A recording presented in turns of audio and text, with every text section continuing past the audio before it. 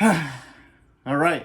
So every time that you're dealing with customers and a lot of people, you're going to get some people that aren't happy with the purchase or aren't sure about something, and you just have to make it clear for them.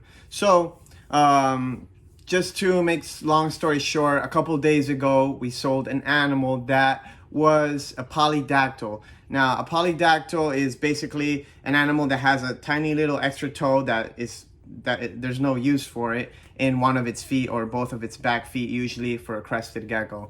Now, so we sold this gecko. It's obviously shown in the picture. There was a misunderstanding about what that was with the customer. It wasn't clear to them, whatever the case may be. But anyway, so this customer posted the animal on Facebook and asked about it. And of course, all the Facebook experts were quick to, throw out, names and throw out things about why this animal should have been sold, or you should get a refund for this animal, or it's not good for breeding, or this and that. So here's my explanation, or I guess my side of the story. Let me start off by saying that if you're going to these Facebook groups for advice on any animal, most of the time you're going to be confused because there's a lot of people in there that claim to know what they're doing, that may just have one gecko, or they have experience from just 1 or 2 years, or whatever the case may be. There's a lot of Facebook experts out there. So my opinion, if you're looking for information on a specific animal,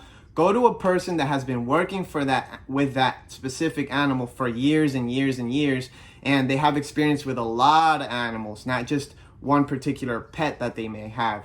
So in regards to this polydactyl animal, a polydactyl is just a little extra toe, like I said. There's nothing wrong health-wise with the animal. It's just like an aesthetic thing. It doesn't look very good to some people. Some people don't care. Personally, I don't care. Now, a lot of times, these little extra toes, they'll hatch with them, and then in a couple sheds, they will come off. A lot of times, they stay on. So it just depends on the animal. But what that happens when an animal has a little extra toe doesn't necessarily mean it's been inbred or anything, because actually a couple pairs that we have that might produce those geckos every once in a while, they're completely unrelated.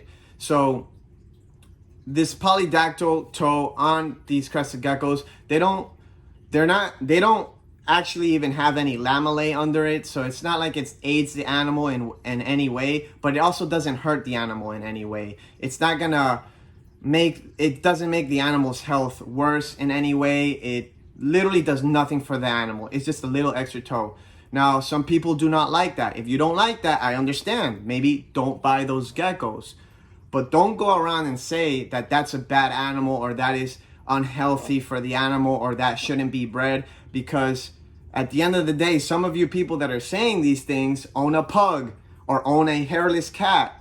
And if you really think about it, a pug is an animal that was bred from generations to generations to have a shorter snout, to have and they have all kinds of problems. Now, nobody says don't breed pugs. Well, actually some people do, but nobody says like you shouldn't have a pug or bashes somebody for having a pug the same way you shouldn't bash somebody for having a polydactyl gecko, or even like animals like pit bulls or German shepherds. They get a lot of hip problems in that. Why is that? Because of inbreeding, because of breeding over years the same line, and unfortunately there are some side effects to that. Now, when it comes to the polydactyl stuff, that does not affect negatively the gecko whatsoever.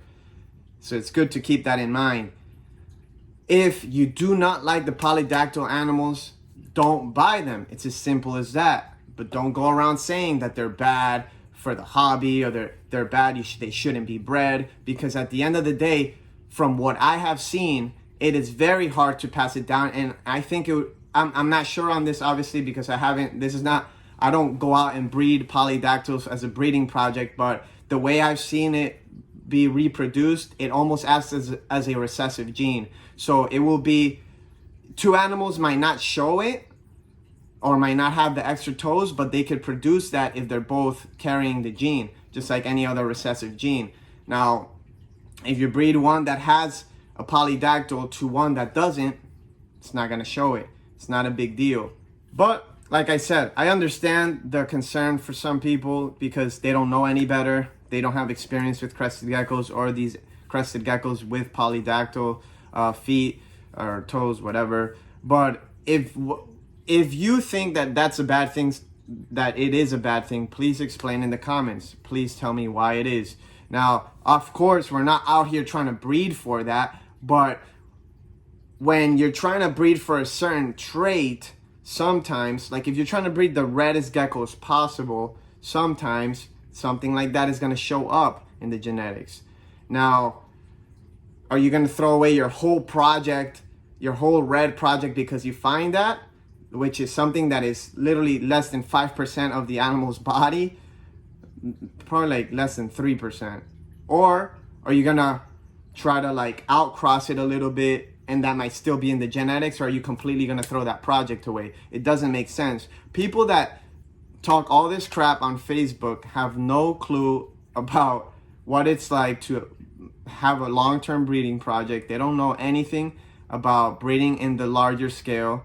But let me know what you guys think. If you think that polydactyl geckos should not be bred, and why. Not just because you don't like it. There should be a reason why, because I don't like a lot of things, but that doesn't mean I should take away people's rights from doing something. Now, let me know in the comments below what you think. This video is kind of like a random video I just did because a customer hit me up about, you know, that she was getting a lot of messages and a lot of people were kind of bashing her and stuff, or like just saying things that weren't true to her, and they're confusing her, and then now she you know, she is having an issue with the purchase. So I just wanted to get everything cleared up. Like I said, we're here to do our best job. We want to make everybody happy, but obviously you can never make everybody happy. There's always going to be people out there that are not going to like something you do or whatever, and that's not in our, you know, in our world to change that. So let me know what you guys think, and write them in the comments below, and then we can make a discussion about this.